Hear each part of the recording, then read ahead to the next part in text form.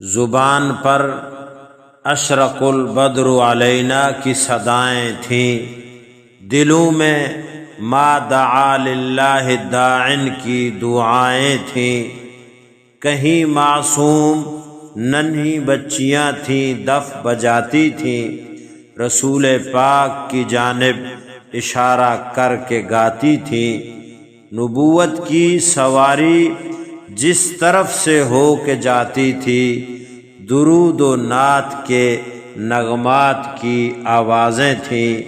اللہم صلی وسلم وبارک علی نبینا محمد صلی اللہ علیہ وآلہ واصحابہ وازواجہ واہل بیتہ اجمعین۔ یہ چند اشعار حفیظ جالندھری رحمۃ اللہ علیہ کے ہجرت سے غزوات تک کے زمانے کی عکاسی کرتی ہیں۔